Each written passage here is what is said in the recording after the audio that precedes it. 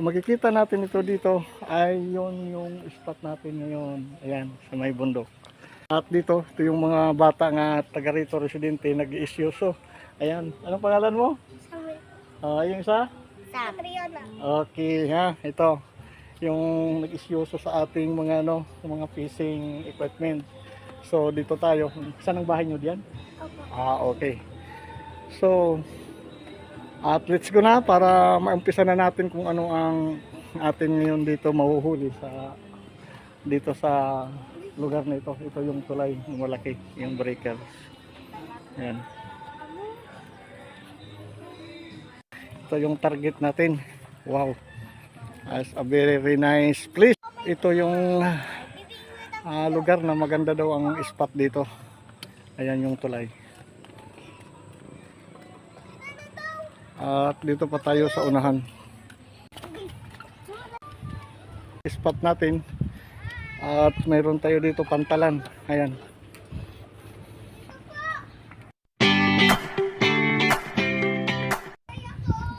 Ang dala natin ngayon ay itong 2.5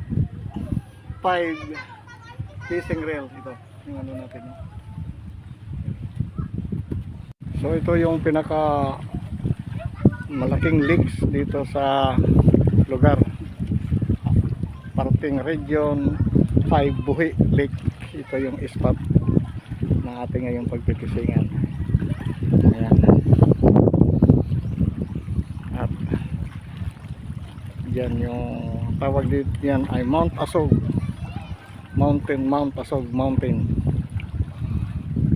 Ayan.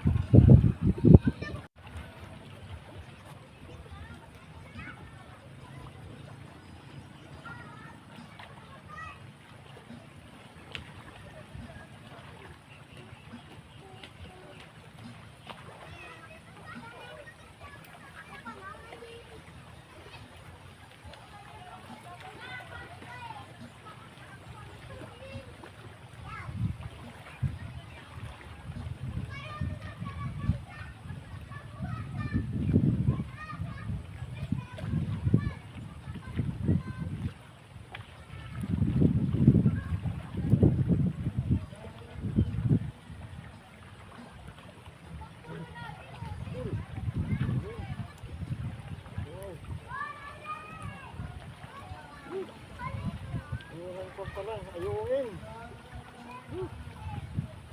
Gustuhan. Nice, ayungin. Ayan. Sapul. Ito.